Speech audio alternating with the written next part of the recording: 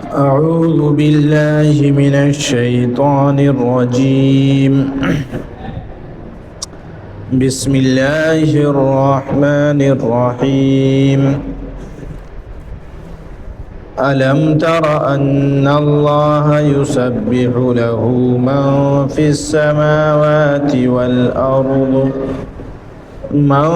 السماوات والأرض والطير صافات كل قد علم صلاته وتسبيحه والله عليم بما يفعلون. ولله ملك السماوات والأرض وإلى الله المصير. ألم تر أن الله يزجي سحابا ثم يؤلف بينه ثم يجعله ركاما فترى الودق يخرج من خلاله وينزل من السماء من جبال فيها من برد فيصيب به من يشاء ويصرفه عن من يشاء يكاد سنا برقه يذهب بالأبصار. صدق اللہ العظیم. محترم عزیزو، بزرگ اور دین ایمانی بھائیو، گزشتہ رکوع میں رب العالمین نے ہمارے اور آپ کے سامنے ایمان اور کفر کی، نور کی اور کفر کی، یا کہیے نور کی اور ظلمت یعنی اندھیرے کی مثالیں بیان فرمائی تھی. اور یہ بات ان آیات کے اندر بتائی گئی تھی کہ اللہ کا جو نور ہے، جس کو اللہ نے ایک مومن کے دل کے اندر اتارا ہے، اس نور کی مثال وہ ایک ایسی ہے کہ ایک طاق ہو اور اس کے اندر ایک قندیل ہو، اور اس قندیل کے اندر ایک چراغ ہو، اور وہ قندیل چمکدار ستارے کی طرح ہو، یعنی اس کا شیشہ بہت ہی صاف شفاف ہو، اور اس کا تیل وہ مبارک زیتون کا تیل ہو، اور وہ زیتون بھی ایسا ہو کہ جس پر دھوپ بھرپور پڑی ہو، لا شرقیۃ ولا غربیہ، کہ وہ مغربی بھی نہ ہو اور مشرقی بھی نہ ہو. تو نور مومن کی مثال وہ اس طرح کی ہے کہ جب یہ نور ہوتا ہے تو یہ خود بھی منور ہوتا ہے، اور پھر اس کی روشنی بھی وہ اوروں کو منور کرتی ہے. اس کے برخلاف رب العالمین نے کفر کی مثال اور کافروں کی مثال بیان فرمائی کہ کافروں کے اعمال کی حالت کسراب بقیعۃ یحسبہ الظمآن ماء، وہ کسی ریگستان کے اندر سراب کی طرح ہے کہ جس کو پیاسا یہ سمجھتا ہے کہ وہ پانی ہے. حتیٰ اذا جاءہ لم یجدہ شیئا، جب وہ اس کے پاس پہنچتا ہے تو وہاں کچھ بھی نہیں پاتا. اور دوسری مثال رب العالمین نے فرمائی او کظلمات فی بحر اللجی یغشاہ موج من فوقہ سحاب، کہ یا ان کی مثال وہ ان اندھیروں کی طرح ہے جو گہرے سمندروں کے اندر ہوتے ہیں، کہ اس سمندر پر ایک موج اس کو آ کر ڈھانپ لیتی ہے، اور پھر ایک دوسری موج وہ سطح سمندر پر ڈھانپ لیتی ہے، اور اوپر جو ہے وہ بادل اس کو ڈھانپ لیتے ہیں، تو پھر یہ روشنی نیچے تک اترتی ہی نہیں ہے. اور یہاں اتنا اندھیرا ہوتا ہے اذا اخرج یدہ لم یکد یراہا، کہ وہ اگر اپنا ہاتھ دیکھنا چاہے تو ہاتھ بھی اس کو نظر نہ آئے۔ تو رب العالمین نے فرمایا وَمَن لَّمْ يَجْعَلِ اللَّهُ لَهُ نُورًا فَمَا لَهُ مِن نُور، کہ جس کے لیے اللہ ہی نور نہ بنائے اس کو نور کہاں سے مل سکتا ہے۔ تو اس رکوع کے اندر رب العالمین نے نور کا ذکر کیا، نور ایمانی کا ذکر کیا، اور ظاہر سی بات ہے کہ یہ نور ایمانی جو انسان کو حاصل ہوتا ہے وہ اللہ کی بنائی ہوئی مخلوقات میں غور و فکر کر کر بھی حاصل ہوتا ہے۔ قرآن کریم کی مکی سورتوں کے اندر یہ بات بہت تفصیل کے ساتھ رب العالمین نے بیان فرمائی ہے، اور بار بار تقریباً تمام ہی مکی صورتوں کے اندر، یا یوں کہیے کہ مکی صورتوں کا خلاصہ وہ یہ ہے کہ اللہ نے ان مکی صورتوں کے اندر عمومی طور پر اپنی نشانیوں کا ذکر فرمایا ہے، اور اس مدنی صورت کے اندر بھی اللہ نے ان نشانیوں کا ذکر فرمایا ہے کہ اگر تم لوگ ان نشانیوں کے اندر غور کرو گے تو پھر تمہارا یہ نور ایمانی یہ بڑھے گا، اس کے اندر اضافہ ہوگا۔ مکی صورتوں کے اندر یہ بات بہت تفصیل کے ساتھ آ چکی کہ اللہ کی بعض نشانیاں وہ ہیں جو اللہ نے کائنات کے اندر پھیلائی ہیں، زمین اور آسمان کے اندر بکھری ہوئی اللہ کی یہ نشانیاں ہیں، اور اللہ کی بعض نشانیاں وہ ہیں جو انسان کی خود کی ذات کے اندر پوشیدہ ہیں، کہ انسان اگر اپنے اندر غور کرے تو اللہ کی بہت سی قدرتیں، اللہ کے انعامات، اللہ کے احسانات وہ اس پر واضح ہو سکتے ہیں، اور اللہ کی بہت سی نشانیاں وہ ہیں جن کو تکوینی نشانیاں کہا جاتا ہے، یعنی اللہ تعالیٰ دنیا کے اندر اپنے جو فیصلے فرماتا ہے، دنیا کے اندر اپنے جو اہم کہنا چاہیے قانون نافذ کرتا ہے، وہ قانون بھی، وہ فیصلے بھی، اللہ کی وہ قدرتیں بھی وہ انسان کے لیے ایک بہترین سبق دینے والی ہوتی ہیں۔ یہاں پر ان آیات کے اندر اللہ تعالیٰ نے انسانوں پر اپنے احسان کو اور کائنات کے اندر بکھری ہوئی اپنی نشانیوں کو بیان فرمایا ہے، اور انسان کو غور و فکر کی دعوت دی ہے کہ وہ اللہ کی ان نشانیوں کے اندر غور کر کر اللہ تک پہنچے۔ چنانچہ فرمایا الم تر ان اللہ یسبح له من فی السماوات والارض والطیر صافات، کیا تو نے نہیں دیکھا کہ اللہ کی تسبیح بیان کرتی ہے وہ سب جو زمینوں میں ہیں، جو آسمانوں میں ہیں، والطیر صافات، اور پر پھیلائے ہوئے پرندے بھی۔ اللہ کی تسبیحات یہ تمام مخلوق کرتی ہے، اور فرمایا کل قد علم صلاتہ و تسبیحہ، کہ ہر ایک اپنی نماز سے اور اپنی تسبیحات سے واقف ہے، کہ کس مخلوق کو اللہ کی عبادت اور اللہ کی پاکی کیسے بیان کرنی ہے، ہر ایک اس سے واقف ہے۔ اس کی تشریح کے اندر یہ بات گزشتہ ہفتے عرض کی تھی کہ ان کی تسبیح سے کیا مراد ہے۔ تو یہ بھی ہو سکتا ہے کہ اللہ نے ان کو خاص تسبیحات سکھائی ہوں، جس طرح سے ہم اور آپ انسان اللہ کی پاکی بیان کرتے ہیں اپنی زبان کے ذریعے سے، تو ہر مخلوق بھی اللہ کی اپنی زبان کے ذریعے سے پاکی بیان کرے۔ اس میں چرند کیا، پرند کیا، درند کیا، سمندر کی مچھلیاں کیا،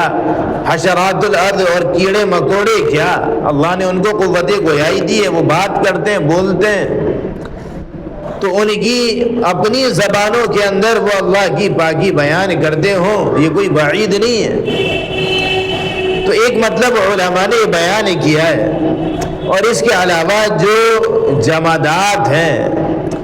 ان کو بھی اللہ تعالیٰ نے وہ زبانیں عطا کی ہوں گی جس کے ذریعے سے وہ اللہ کی پاکی واقعاتاً بیان کرتے ہیں، کہ ایک موقع پر رب العالمین نے فرمایا کہ وہ اللہ کی پاکی بیان کرتے ہیں وَلَكِنْ لَا تَفْقَهُونَ تَسْبِيحَهُمْ، لیکن تم کو ان کی تسبیحات وہ سمجھ میں نہیں آتی۔ اور ایک مطلب دوسرا جو علماء نے لکھا ہے وہ یہ کہ مخلوقات کی تسبیح وہ اطاعت ہے۔ عبادت کیا ہے؟ گزشتہ ہفتے بعد بہت وضاحت کے ساتھ عرض کی تھی کہ اطاعت کیا ہے، عبادت کیا ہے؟ اطاعت ہی کا نام ہے کہ بندے کو اللہ جس کام پر لگا دے بندہ وہ کام کرتا رہے، یہ اس کی اطاعت ہے، یہ اس کی عبادت ہے۔ اسی طرح کائنات کی ہر مخلوق کے حوالے رب العالمین نے علیحدہ علیحدہ کام کیے۔ کوئی بھی مخلوق ایسی نہیں جو بغیر کسی کام کے پیدا ہوئی ہو، ایک ایک مخلوق ان کے حوالے جو ذمہ داریاں جو کام ہیں، ان مخلوقات کا ان کام کو انجام دیتے رہنا ہی یہ ان کی تسبیح ہے، ان کی عبادت ہے، ان کی نماز ہے۔ زمین کا جو کام ہے زمین وہ کر رہی ہے، آسمان کا جو کام ہے آسمان اس کو انجام دے رہا ہے۔ سورج کا کام جو ہے کہ تمام جہاں کو روشن کرنا، حرارت اور گرمی اور روشنی کا انتظام کرنا، جس دن سے سورج بنا ہے اس کی اس اطاعت کے اندر اور اس کام کے اندر کوئی خامی اور کوئی نقص کبھی پیدا نہیں ہوا۔ چاند کے حوالے جو کام تھا وہ کام کر رہا ہے، ستاروں کے حوالے جو کام ہے وہ ستارے ان کاموں کو انجام دے رہے ہیں۔ ہوا، بادل، پانی، درخت، پھول، پھل، پتیاں، وہ ساری کی ساری چیزیں، پہاڑ، درخت، یہ سارے کے سارے اللہ نے ان کو جس کام کے اندر لگایا ہے یہ سارے کے سارے اس کام کو انجام دے رہے ہیں، اور اس سے بال برابر بھی اللہ کے حکم کی خلاف ورزی نہیں کرتے۔ تو علماء فرماتے ہیں کہ ان کا اپنے کاموں کے اندر لگے رہنا یہ ان کی نماز، یہ ان کی عبادت، یہ ان کی تسبیح ہے۔ واللہ علیم بما یفعلون، جو لوگ کرتے ہیں اللہ ان سے بخوبی واقف ہے۔ اور فرمایا وَلِلَّهِ مُلْكُ السَّمَاوَاتِ وَالْأَرْضِ، اور اللہ ہی کے لیے ہے آسمانوں اور زمین کی بادشاہت، وَإِلَى اللَّهِ الْمَصِيرُ، اور اللہ ہی کی جانب لوٹ کر جانا ہے۔ آگے فرمایا أَلَمْ تَرَ أَنَّ اللَّهَ يُزْجِي سَحَابًا، یہاں ذکر چل رہا ہے رب العالمین اپنی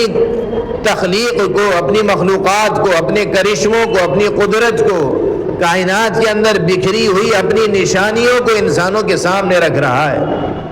اور ان کو غور و فکر کی دعوت دے رہا ہے کہ تمہاری یہ ذمہ داری ہے کہ تم ان نشانیوں کے اندر غور کرو، ہماری پھیلی ہوئی اس کائنات کو دیکھو اور غور کرو، گہرائی تک پہنچو اور سمجھو کہ اللہ کی کیا قدرت ہے۔ گزشتہ آیت کے اندر رب العالمین نے جو الگ الگ مخلوقات کی تسبیح کو بیان کیا اس کا ایک مقصد تو یہ ہے کہ اللہ کی پاکی کا استحضار ہو۔ ہمیں اور آپ کو یہ بات یوں بتائی جا رہی ہے کہ دیکھو جی تمام کی تمام کائنات اللہ کی پاکی بیان کرتی ہے، تو یہ بات ایک سبق اس کے ذریعے سے دیا جا رہا ہے کہ ہم یہ سمجھیں کہ اللہ کی پاکی کتنی اہم اور کتنی ضروری چیز ہے۔ اللہ کی تسبیح بیان کرنا، اس کی اہمیت کتنی واضح ہے کہ ساری کی ساری کائنات یہ تسبیح بیان کر رہی ہے۔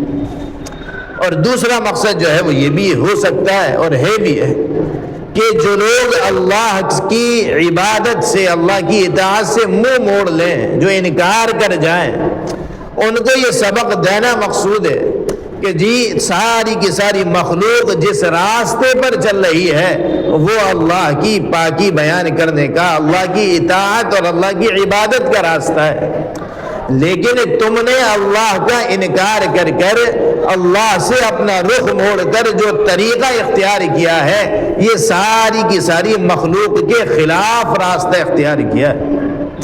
ساری کی ساری مخلوق ایک الگ راستے پر چل رہی ہے کہ وہ اللہ کو پہچان کر اس کی تسبیح بیان کر رہی ہے، اور تم جو اللہ سے منہ موڑے ہوئے ہو، تمہارا یہ طرز عمل یہ انسانیت سے دور نہیں، تمام کائنات کے عمل کے خلاف ہے۔ اس بات کو غور سے سمجھیے، جو بات میں نے عرض کی کہ اس کے ذریعے سے منکرین کو یہ پیغام دیا جا رہا ہے، اللہ سے منہ موڑنے والوں کو یہ پیغام دیا جا رہا ہے کہ ساری مخلوق تو اللہ کی پاکی بیان کر رہی ہے، اور تم اکیلے یا تم جیسے کچھ لوگ اور ہو جو ساری کی ساری مخلوق کے خلاف ایک نئے اور البیلے راستے پر چل رہے ہو۔ اور تیسرا مقصد جو گزشتہ ہفتے بھی میں نے عرض کیا تھا وہ یہ کہ بعض موقع پر اہل ایمان اکیلے رہ جاتے ہیں، سوچتے ہیں کہ ہم جہاں کھڑے ہیں وہاں پر سارے کے سارے مخالف ہیں،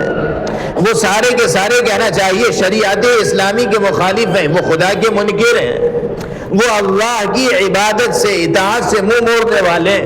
اور ہم یہاں پر پوری کی پوری بھیڑ کے اندر دو چار ہیں جو اللہ کا نام لے رہے ہیں، اللہ کی پاکی بیان کر رہے ہیں، عبادت کر رہے ہیں، مسجدوں کو آ رہے ہیں، خیر کے کاموں میں چل رہے ہیں، ورنہ پوری کی پوری دنیا یا ہمارا سارا کا سارا ماحول یہ خدا کے حکم کو توڑ رہا ہے، ہم اکیلے ہیں، تنہا ہیں، ہم کیا کریں؟ ایسے موقع پر رب العالمین ان سے بھی یہ کہہ رہا ہے کہ جی آپ تنہا نہیں ہیں، ساری کی ساری مخلوق وہ اس راستے پر چل رہی ہے کہ اللہ کی اطاعت میں، عبادت میں، تسبیح و تقدیس کے اندر ساری کائنات لگی ہوئی ہے۔ اگر تم لگے ہوئے ہو تو تمہارے ہمسر، ہم سفر، ساتھی، ساتھ چلنے والے وہ صرف انسان نہیں، ایک ایک پرندہ، ایک ایک کیڑا، ایک ایک کہنا چاہیے درخت، ایک ایک پتھر، زمین، آسمان، چاند، سورج، ستارے، وہ سب اللہ کو ماننے والے، اللہ کی پاکی بیان کرنے والے۔ تم تنہا تھوڑی ہو، تم اکیلے تھوڑی ہو، تمہارے ساتھی تو پوری کی پوری کائنات ہے۔ تو رب العالمین یہ بات بیان کر کر یہ واضح کرنا چاہتا ہے۔ اور اگلی نشانی جس آیت کے اندر بیان فرمائی اور انسانوں کو غور و تدبر کی دعوت دی وہ یہ کہ الم ترا، کیا تم نہیں دیکھتے ان اللہ یزی سحابا، کہ اللہ تعالیٰ بادلوں کو ہکا کر لے کر جاتا ہے۔ الم ترا، کیا تم نہیں دیکھتے ان اللہ یزی سحابا، کہ اللہ وہ ہکا کر لے جاتا ہے، کھینچ کر لے جاتا ہے بادلوں کو۔ ثم یؤلف بینہ، اور پھر وہ ان بادلوں کو آپس میں جوڑ دیتا ہے۔ ثم یجعلہ رکاما، اور پھر وہ ان بادلوں کا ایک ڈھیر بنا دیتا ہے۔ فَتَرَ الْوَدْقَ يَخْرُجُ مِنْ خِلَالِ، تو تم دیکھتے ہو کہ بارش ان بادلوں کے بیچ سے نکل کر آ رہی ہے۔ رب العالمین انسان کو دعوت غور و فکر دے رہا ہے کہ اللہ کے اس نظام بارش کے اندر ذرا غور تو کرو، ذرا غور کرو۔ اور ہم کو چاہیے کہ سائنس کے زمانے کے اندر جہاں علوم بہت آگے بڑھ گئے اور رب العالمین کی جانب سے اترنے والے اس قرآن نے جو آپ سے کہنا چاہیے 1450 برس پہلے تقریباً نازل ہوا، اس نے انسانوں کے سامنے غور و فکر کے دروازے کھولے۔ قرآن کریم کی یہ آیت یہ اب سے 1400 برس پہلے بلکہ اس سے بھی زیادہ عرصہ ہو چکا انسانوں سے کہہ رہی ہے کہ ذرا دیکھو، سائنس تو اب کی ایجاد ہے، اسلام کے لانے سے پہلے ساری کی ساری مخلوق خدا بنی ہوئی تھی۔ اسلام نے دروازے کھولے سارے کے سارے علوم کے۔ کل تک انسان سورج کو دیکھتا کہتا تھا، کل تک انسان وہ چاند کے آگے سجدہ کرتا تھا، اس سے قبل انسان ستاروں کو اپنا خدا کہتا تھا، ہواؤں کے سامنے سر جھکانے والا، پانی سے خوف کھانے والا، آسمان کو کہنا چاہیے اپنا خدا سمجھنے والا، زمین کو اپنا کہنا چاہیے دیوی دیوتا ماننے والا، کل تک یہ تصور ہی نہیں کر سکتا تھا کہ ان کی تحقیق کی جائے، ان پر ریسرچ کی جائے۔ یہ ساری کی ساری چیزیں تو کل تک خدا بنی ہوئی تھی۔ اسلام آیا، قرآن آیا، کھل کر سوچنے کی دعوت لے کر آیا، اور اس نے یہ پیغام بلند کیا کہ ایک دنیا کے اندر ایک ہے خدا، ایک ہی خدا ہے، اسی کی عبادت ہے، باقی ساری کی ساری چیزیں وہ اس کی پیدا کی ہوئی ہیں، اس کی مخلوقات ہے، اور اس نے تمام مخلوقات کے اندر جو سب سے اعلیٰ مقام اور مرتبہ رکھا ہے وہ انسان کا رکھا ہے، اور باقی ساری کی ساری چیزوں کو اس کا خادم بنایا ہے۔ یہ آسمان خدا نہیں ہے، یہ انسان کا خادم ہے۔ یہ سورج خدا نہیں ہے، یہ انسان کا خادم ہے، خدمت گزار ہے۔ اس کا بنایا اس لیے ہے کہ یہ انسان کو فائدہ پہنچائے۔ یہ زمین، یہ آسمان، یہ بادل، یہ ہوا، یہ ستارے، سارے کے سارے انسان کی خدمت کے لیے بنائے گئے، لہذا یہ خدا ہو ہی نہیں سکتے۔ جب انسانوں کو یہ عقل آئی ہے کہ یہ خدا نہیں ہے بلکہ ان سے اعلیٰ مخلوق تو ہم ہیں، ہم انسان ہیں، تب انسانوں نے ان پر ریسرچ کرنا شروع کی، تب ان کی تحقیقات شروع ہوئی ہیں، تب ان کے بارے میں غور و فکر کی گئی ہے، اور اس کے بعد کہنا چاہیے پھر وہ دروازے کھلے ہیں جس کو ہم اور آپ آج ٹیکنالوجی کا یا سائنس کا نام دیتے ہیں۔ قرآن کریم اس موقع پر کہہ رہا ہے الم تر ان اللہ یسجی سحابا، کیا تم نے نہیں دیکھا کہ اللہ تعالیٰ وہ بادلوں کو ہکا کر لے کر جاتا ہے۔ دنیا کو رب العالمین نے بڑا عجیب و غریب بنایا ہے، اور اس کے نظام تو رب العالمین نے بنایا ہے کہ اس پوری کی پوری دنیا پر، زمین پر وہ 71% پانی ہے اور 29% جو ہے وہ خشکی ہے، اور رب العالمین نے سورج کو اس پر، اس دنیا کو روشنی اور گرمی پہنچانے کے لیے طے کیا ہے اور ایک مناسب فاصلے پر رکھا ہے۔ سورج کی یہ تپش اور یہ گرمی ان سمندر کے پانی کو بھاپ بنا کر اڑاتا ہے، اور پھر وہ بھاپ اوپر کو اٹھتی چلی جاتی ہے، اور رب العالمین پھر ان بھاپ سے بننے والے بادلوں کو آپس میں ملا دیتا ہے۔ اسی کو رب العالمین فرماتا ہے ثم یؤلف بینہ، اور پھر وہ اللہ ان بادلوں کو ملا دیتا ہے، اور فرمایا یسجی سحابن، اور ان بادلوں کو اللہ تعالیٰ ہکا کر لے کر جاتا ہے کہ یہ بادل بنتے کہیں ہیں اور پہنچتے کہیں اور ہیں۔ یہ سمندر کے اوپر، جھیلوں کے اوپر، ندیوں نہروں کے اوپر بنتے ہیں، اور پھر رب العالمین ہواؤں کو بھیج کر ان بادلوں کو ہکا کر کہاں سے کہاں پہنچا دیتا ہے۔ اور یہ بادل اپنے اندر وہ منو پانی لیے ہوئے ہوتے ہیں، منو پانی لیے ہوئے۔ ذرا سوچو کہ یہ ہوائیں اپنے دوش پر کتنا بھاری پانی اٹھا کر چلتی ہیں، کتنا بھاری پانی۔ ذرا ہم سوچیں کہ ایک ٹینک 500 ml 500 لیٹر کا اگر ٹینک ہے، کوئی تصور بھی نہیں کیا جا سکتا کہ کوئی ہوا اس کو اٹھا لے گی، لیکن بادلوں کی شکل میں کتنے ٹن پانی ہوتا ہے کہ ہوائیں اپنے دوش پر اس کو اٹھاتی بھی ہیں اور لے کر میلوں کا، کئی 100 کلومیٹر کا سفر بھی طے کر لیتی ہے۔ رب العالمین فرماتا ہے یہ ہماری قدرت ہے، ہمارا کرشمہ ہے کہ ہم ان بادلوں کو ہکا کر کہیں سے کہیں پہنچا دیتے ہیں۔ ثم یؤلف بینہ، پھر ان بادلوں کو آپس میں جوڑ دیتے ہیں۔ ثم یجعلہ رکاما، اور پھر وہ اللہ ان بادلوں کا ڈھیر بنا دیتا ہے۔ بادل کوئی ایک نہیں ہوتا، ایک لمبی پرت بادلوں کی ہوتی ہے، اور رب العالمین کا یہ نظام ہے کہ جب یہ بھاپ بن کر پانی اڑا اور پھر اوپر کہنا چاہیے سینکڑوں میٹر اوپر پہنچ گیا، اور وہاں پر ٹیمپریچر جب لو ہوا اور یہ پانی کی گرم بھاپ یہ ٹھنڈی ہونا شروع ہوئی، تب رب العالمین پھر اس کو الگ الگ موقعوں پر، الگ الگ جگہوں پر برساتا ہے۔ فَتَرَ الْوَدْقَ يَخْرُجُ مِنْ خِلَالِ، تو تم دیکھو گے کہ بارش ان کے بیچ سے نکل کر آتی ہے۔ اور آگے فرمایا وَيُنَزِّلُ مِنَ السَّمَاءِ مِنْ جِبَالٍ فِيهَا مِنْ بَرَدٍ، اور وہ نازل کرتا ہے آسمانوں سے، پہاڑ جیسے بادلوں سے، مِنْ بَرَدٍ، اولوں کو۔ رب العالمین فرماتا ہے کہ بہت سے بادل وہ ایسے ہوتے ہیں جیسے پہاڑ نما ہوتے ہیں، اور ہم اور آپ نیچے سے دیکھتے ہیں، اور اگر اوپر سے ان کو باقاعدہ دیکھا جائے تو پھر واقعی ایسا نظر آتا ہے کہ جیسے بہت بڑے بڑے پہاڑ کھڑے ہوئے ہیں۔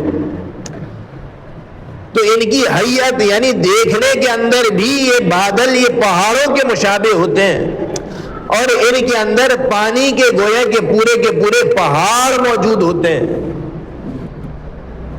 رب العالمین فرماتا ہے وَيُنَزِّلُ مِنَ السَّمَاءِ مِنْ جِبَالٍ فِيهَا، کہ وہ نازل کرتا ہے بڑے بڑے بادلوں سے، پہاڑوں جیسے بادلوں سے، مِنْ بَرَدٍ، اولوں کو۔ کہ بعض موقع پر کہ بارش کی یہ بوندیں یہ ٹھنڈی ہونے کی بنا پر وہیں جم جایا کرتی ہیں اور اوپر سے پھر جمی ہوئی برف کی شکل میں جس کو ہم اولا بولتے ہیں یہ نازل ہوتی ہے۔ رب العالمین فرماتا ہے فَيُصِيبُ بِهِ مَن يَشَاءُ وَيَصْرِفُهُ عَن مَن يَشَاءُ، اور پھر وہ رب جس کو چاہتا ہے وہ ان اولوں کے ذریعے سے نقصان پہنچاتا ہے، وَيَصْرِفُهُ عَن مَن يَشَاءُ، اور جس کو چاہتا ہے اس کے نقصان سے بچا لیتا ہے۔ یہ دنیا کے اندر اس کا نظام ہے کہ بعض موقع پر یہ اولے ایسی جگہ برستے ہیں یا ایسی تعداد کے اندر برستے ہیں کہ انسانوں کی فصلوں کو تباہ کر دیتے ہیں۔ انسان کے کہنا چاہیے اگر ایک بھاری شکل میں یہ اولا برس جائے تو انسان کو جانی اور مالی نقصان بھی ہو جاتا ہے۔ تاریخ کے اندر کئی مثالیں کئی ملکوں کی ایسے ہیں جہاں بہت بڑی شکل کا اولا، بہت بڑا سا اولا برسا اور اس کی بنیاد پر انسانوں کو بڑا بھاری نقصان اٹھانا پڑا۔ وَيَصْرِفُهُ عَن مَن يَشَاءُ، اور جس کو چاہتا ہے وہ اس سے بچا لیتا ہے۔ اور جس طرح یہ بات اولوں سے متعلق ہے اسی طرح یہ بات وہ بارش سے متعلق بھی ہے کہ رب العالمین اس بارش کے ذریعے سے جس کو چاہتا ہے فائدہ پہنچاتا ہے اور جس کو چاہتا ہے نقصان پہنچاتا ہے اور جس کو چاہتا ہے اس نقصان سے بچا لیا کرتا ہے۔ یہ اس کے اندازے کے مطابق نازل ہوتی ہے۔ ہم اور آپ دیکھتے ہیں کہ کسی علاقے کے اندر بارش ہلکی ہے، کہیں بہت تیز ہے، کہیں سیلاب ہے، کہیں سوکھا ہے، کہیں درمیانی ہے، کہیں بارش برسی ہے تو اس سے فصلوں کو فائدہ ہوا ہے اور کہیں ایسی بارش ہوئی ہے کہ فصلوں کی فصلیں تباہ ہو گئی ہیں۔ یہ رب العالمین کا نظام ہے کہ یہ اس کی مشیت چلتی ہے، اس کا ارادہ چلتا ہے۔ فَيُصِيبُ بِهِ مَن يَشَاءُ، کہ جس کو چاہتا ہے وہ ان بارش کے ذریعے سے یا اولوں کے ذریعے سے نقصان پہنچاتا ہے۔ وَيَصْرِفُهُ عَن مَن يَشَاءُ، اور جس کو چاہتا ہے اس سے پھیر دیا کرتا ہے اور اس کو اس نقصان سے بچا لیا کرتا ہے۔ يَكَادُ سَنَا بَرْقِهِ يَذْهَبُ بِالْأَبْصَارِ، اور اس بادل کی چمک اور اس کی بجلی قریب ہے کہ وہ انسانوں کی نگاہوں کو اچک لے اور لے جائے۔ رب العالمین یہاں یہ نظام بیان کر رہا ہے کہ بادلوں کے آپس میں ٹکرانے کے ذریعے سے جو بجلی پیدا ہوتی ہے وہ ایسا دیکھنے سے ہی ایسا لگتا ہے کہ یہ ہماری نگاہوں کو کہیں غائب نہ کر دے، لے کر چلی نہ جائے۔ اس آیت کے اندر رب العالمین نے بادلوں کے اس نظام کو، بارش کے اس نظام کو یہ ہمارے سامنے واضح کیا ہے اور سائنس نے اس کو ہمارے سامنے ایک بہتر شکل کے اندر اس کی ساری تفصیلات ہمارے سامنے پھیلا کر رکھی ہے۔ اگر ہم اس کے اندر غور کریں تو رب العالمین کی قدرت، اس کا نظام اور اس دنیا کو چلانے کا اس کا سسٹم اور اس کی قدرت، اس کے کرشمے ہمارے سامنے واضح ہو سکتے ہیں۔ اور رب العالمین اس آیت کے ذریعے سے چاہتا یہی ہے کہ تم ان تمام چیزوں کے اندر غور کرو،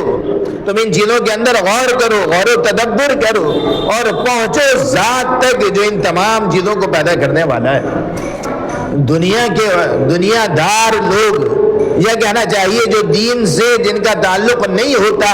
وہ دنیا کے اس نظام کو دیکھتے ہیں اور اس نظام کو ایک نظام سمجھ کر یوں ہی گزر جاتے ہیں، اس کی گہرائی تک نہیں اترا کرتے۔ بس وہ یہ سوچتے ہیں کہ جی ہاں بارش ہوئی، ٹھیک ہے، ہو گئی، نقصان ہوا ہو گیا، فائدہ ہوا ہو گیا۔ لیکن رب العالمین یہ غور کرانا چاہتا ہے کہ تم یہ سوچو کہ سارا کا سارا نظام چلاتا کون ہے؟ کون ہے جو سورج کو جس نے طے کیا ہے کہ وہ سمندر کے اوپر چمک کر اور گرمی دے کر اس کو بھاپ بنا کر اس کے پانی کو اڑا دے گا؟ اور کون سی وہ ذات ہے کہ جو ذات اس پانی سے بھرے ہوئے بادلوں کو لے کر علاقوں تک پہنچاتی ہے، دور تک پہنچاتی ہے اور بادلوں کی تخلیق کرتی ہے، ان کو آپس میں جوڑتی ہے، ان کا ایک چٹا سا لگا دیتی ہے اور پھر جہاں چاہتا ہے وہ اللہ اپنی قدرت سے جہاں چاہتا ہے ان بادلوں کو برسا دیتا ہے اور جہاں کے جس علاقے کو چاہتا ہے وہ محروم کر دیتا ہے۔ آگے فرمایا یقلب اللہ اللیل والنہار ان فی ذلک لعبرۃ لأولی الابصار، اللہ ہی ہے جو رات اور دن کو الٹتا پلٹتا رہتا ہے۔ ہم اور آپ دیکھتے ہیں، اپنی نگاہوں سے دیکھتے ہیں کہ انسان صبح سے لے کر شام تک سورج کے سامنے رہتا ہے اور پوری کی پوری کائنات پر، پوری کی پوری دنیا پر ایک روشنی دن میں چھائی رہتی ہے اور انسان اس کے سارے اپنے سارے کے سارے کام انجام دیتا ہے۔ لیکن جب شام ہونے لگتی ہے اور اندھیرا چھانے لگتا ہے اور اچانک پوری کی پوری انسانیت وہ اندھیروں کے اندر ڈوب جایا کرتی ہے، دن کا سورج وہ تھک ہار کر چلا جاتا ہے، رخصت لے لیتا ہے اور پوری کی پوری کائنات پر اندھیرا چھا جاتا ہے، اور پھر صبح ہوتی ہے اور یہ اندھیرا دور ہوتا ہے اور پھر سے حکومت وہ دن کی، سورج کی، اجالے کی وہ قائم ہو جاتی ہے۔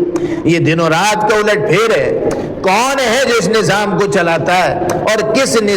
طریقے سے چلاتا ہے؟ دنیا کا کوئی انسان نہیں جو اس نظام کو کنٹرول کر سکے سوائے اللہ رب العالمین کے، جو اس نظام کو چلا رہا ہے۔ اور کس طریقے سے چلا رہا ہے؟ اس کا نظام ہے کہ اس نے زمین کو بنایا اور کہنا چاہیے سورج کو بنایا اور ان کے درمیان کے فاصلوں کو بہت طے شدہ مناسب انداز سے طے کر دیا۔ اگر زمین اور کہنا چاہیے سورج کی دوری اگر کم ہو تو دن اور رات کا یہ فرق یہ بہت طویل سا ہو جائے، اور رب العالمین نے زمین کو سیدھا نہیں رکھا، ہلکا سا جھکا کر رکھا ہے۔ اس کے ذریعے سے موسم بنتے ہیں، اس کے ذریعے سے زمین پر وہ کہنا چاہیے سردی اور گرمی اور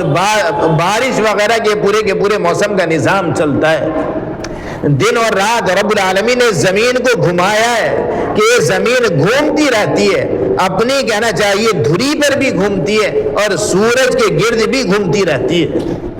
اور اس کا خود کا یہ گھومنا یہ دن اور رات بناتا ہے، اور سورج کے اطراف میں یہ گھومنا یہ کہنا چاہیے موسموں کی تبدیلی کے اندر اہم کردار ادا کرتا ہے۔ کون سی ذات ہے وہ جس نے زمین اور سورج کو مناسب فاصلے پر رکھا ہے؟ کون سی ذات ہے وہ جس نے اتنی بڑی زمین کو اپنی دھری پر گھومنا سکھایا ہے؟ اور کون سی ذات ہے وہ کہ جس نے اس پوری کی پوری زمین کو اپنی دھری پر گھومتے ہوئے سورج کے ارد گرد بھی گھومنا سکھایا ہے؟ وہ اللہ ہے کہ جس نے سارے کے سارے نظام کو درست طریقے پر نافذ کیا ہے۔ اور حیرت کی بات یہ ہے کہ جب سے یہ زمین بنی ہے اور جب سے یہ کہنا چاہیے کائنات وجود میں آئی ہے اور یہ زمین گھومنا شروع ہوئی ہے، اس کی گردش کے اندر، اس کے گھومنے کے اندر بال برابر بھی فرق پیدا نہیں ہوا۔ کبھی ایسا نہیں ہوا کہ سورج سے اس کا فاصلہ زیادہ ہو گیا ہو، کبھی ایسا نہیں ہوا کہ یہ زمین کھسک کر سورج سے قریب ہو گئی ہو، کبھی ایسا نہیں ہوا کہ یہ گھومتے ہوئے کبھی رک گئی ہو، کبھی ایسا نہیں ہوا کہ اس نے تیز گھومنا شروع کر دیا ہو۔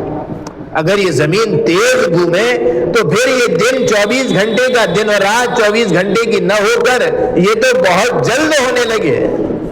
اور کبھی ایسا نہیں ہوا کہ یہ زمین ہلکا گھومنا شروع کر دے کہ ایک دن یا ایک رات وہ طویل ترین ہو جائے۔ بالکل عین انسانی فطرت کے مطابق رب العالمین نے اس نظام کو بنایا ہے۔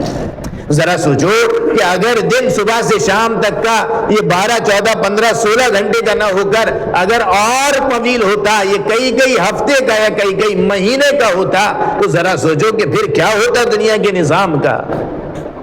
دنیا رات دیکھنے سے ترس جاتی ہے۔ سورج کی یہ تپش جو رات کو جب یہ سورج چھپ جاتا ہے اور ایک کہنا چاہیے ایک ہلکا سا ایک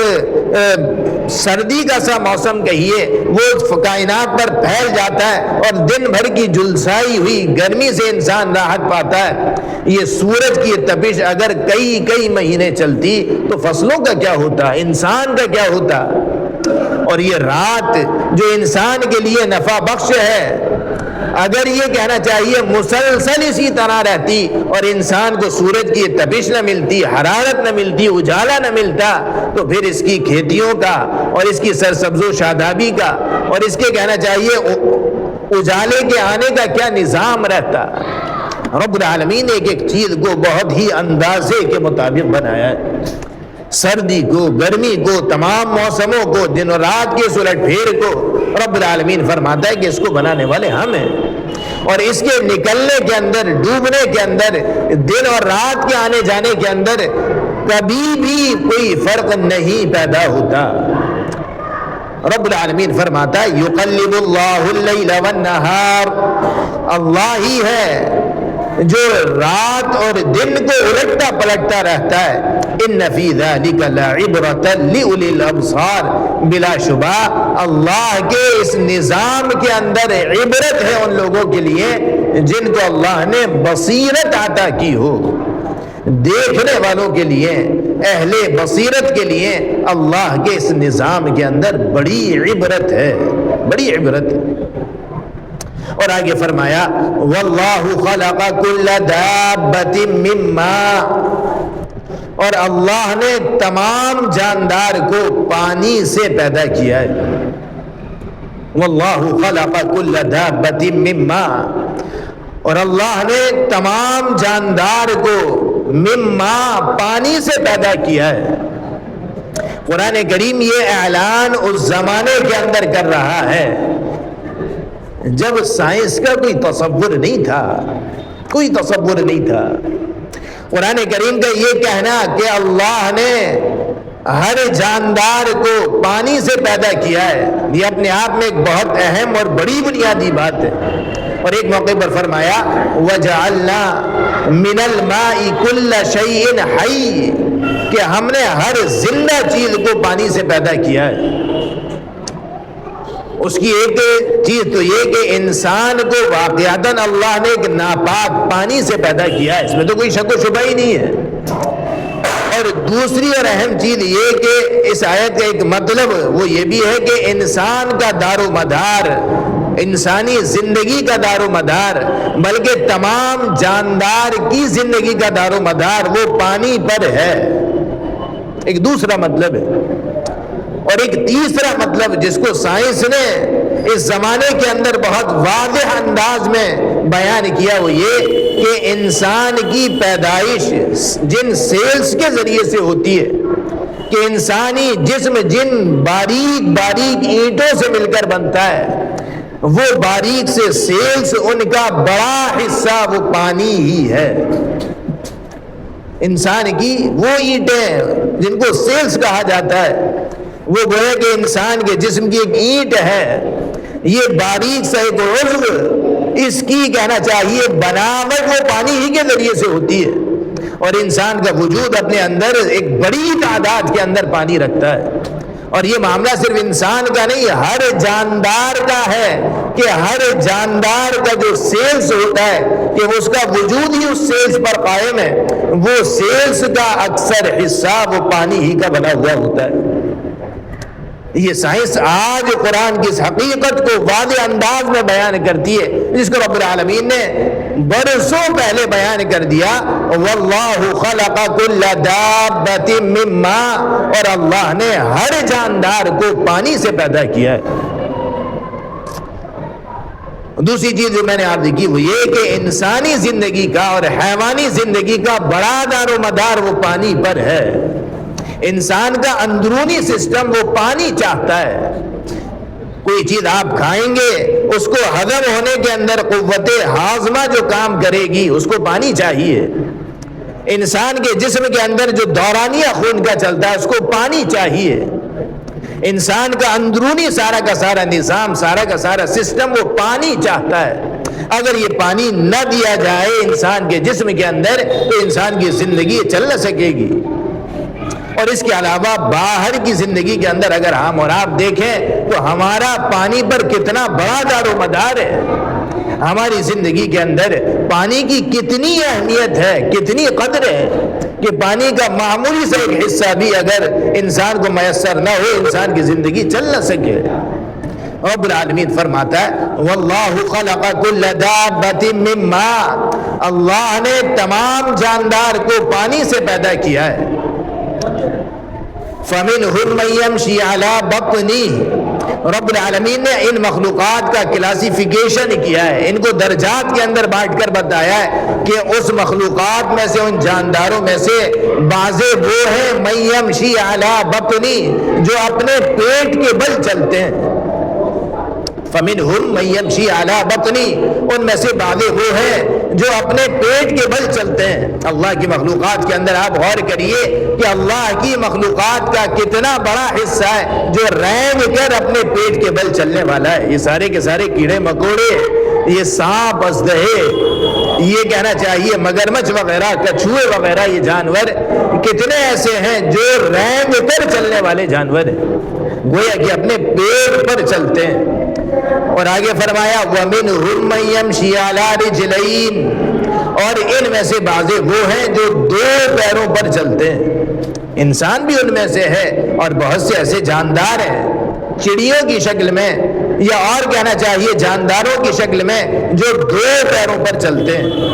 اور فرمایا وَمِنْهُمْ مَن يَمْشِي عَلَى أَرْبَعٍ، اور ان میں سے بعض وہ ہیں جو 4 پیروں پر چلتے ہیں۔ رب العالمین نے تینوں باتیں بیان فرمائی۔ فَمِنْهُمْ مَن يَمْشِي عَلَى بَطْنِهِ، بعض وہ ہیں جو پیٹ کے بل چلتے ہیں۔ وَمِنْهُمْ مَن يَمْشِي عَلَى رِجْلَيْنِ، اور بعض وہ ہیں جو 2 پیروں پر چلتے ہیں۔ وَمِنْهُمْ مَن يَمْشِي عَلَى أَرْبَعٍ، اور بعض وہ ہیں جو 4 پیروں پر چلنے والے چوپائے ہیں۔ يَخْلُقُ اللَّهُ مَا يَشَاءُ، اور رب العالمین فرماتا ہے اللہ تعالیٰ پیدا کرتا ہے جو وہ چاہتا ہے۔ إِنَّ اللَّهَ عَلَى كُلِّ شَيْءٍ قدیر، بلا شبہ اللہ تعالیٰ ہر چیز پر قدرت رکھنے والا ہے۔ اللہ تعالیٰ ہر چیز پر قدرت رکھنے والا ہے۔ اور فرمایا لَقَدْ أَنزَلْنَا آیَاتٍ مُبَيِّنَاتٍ، ہم نے اپنی واضح نشانیاں نازل کر دی۔ لقد انزلنا آیات مبینات، واضح کر دینے والی نشانیاں اور آیتیں ہم نے نازل کر دی۔ واللہ یہدی من یشاء الی صراط مستقیم، اور اللہ تعالیٰ سیدھے راستے کی جانب جس کو چاہتا ہے رہنمائی کرتا ہے۔ ان آیات کے اندر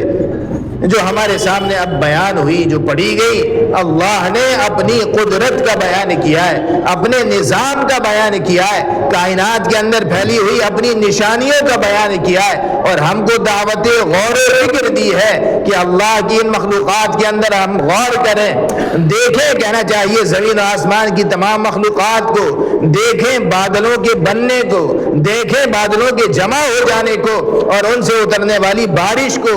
دیکھیں، اللہ کے اس نظام کو کہ کس طرح پہاڑوں کی شکل میں اس نے بادل بنائے، جس میں کہنا چاہیے پانی کے پورے پہاڑ موجود ہے، اور وہ اللہ ان کہنا چاہیے بادلوں سے اولے برساتا ہے۔ اور اس نظام کو بھی دیکھیں کہ اللہ تعالیٰ کس طرح دنیا کے مختلف علاقوں کے اندر کہیں پر کہنا چاہیے بارش کی زیادتی کرتا ہے، کہیں اعتدال کے ساتھ اتارتا ہے، کہیں اولے برسا کر انسانوں کو تباہ و برباد کر دیتا ہے، ان کو کہنا چاہیے جانی اور مالی نقصان پہنچاتا ہے، اور جس علاقے والے کو چاہتا ہے یا جس کو چاہتا ہے ان تمام مصیبتوں سے بچا لیتا ہے۔ اور غور و فکر کریں رب العالمین کے اس نظام کے اندر کہ کس طرح وہ بڑے بڑے بادلوں کو آپس میں ٹکرا کر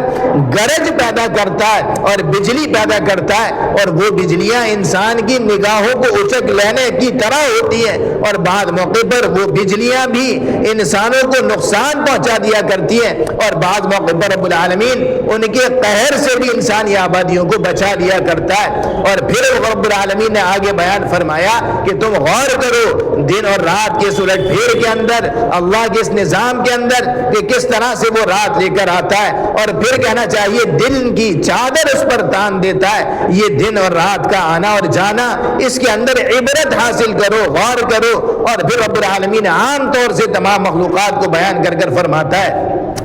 کہ ہم نے تمام جاندار کو پانی سے پیدا کیا ہے، ان کی بنیادی ضرورت پانی بنائی ہے، اور ان کی پیدائش ہی پانی سے کی ہے۔ رب العالمین پھر ان تمام مخلوقات کے اندر حد بندی کرتا ہے کہ اس مخلوقات کے اندر غور تو کرو کہ اس اللہ کی پھیلی ہوئی مخلوقات یہ کیسی کیسی ہیں۔ کچھ وہ ہیں جو چلنے کے اندر اپنے پیٹ کا سہارا لیتی ہیں، گویا کہ گھسٹ کر چلتی ہیں، بعض 2 قدموں پر چلنے والے اور بعض 4 قدم پر چلنے والے۔ اللہ کی یہ ساری کی ساری مخلوق ہے، اور اس سارے کے سارے نظام پر قدرت وہ تنے تنہا اللہ کی ہے کہ وہ ان اللہ علی کل شیء قدیر، کہ اللہ تعالیٰ تمام چیزوں پر وہ قدرت رکھنے والا ہے۔ رب العالمین ان آیات کو سمجھنے کی اور ان آیات کے اندر غور کرنے کی، اور جو نشانیاں اس نے کائنات کے اندر بکھیری ہیں اس کے اندر غور و فکر کر کر اللہ کی ذات تک پہنچنے کی، اور اس اللہ کو قادر مطلق جان کر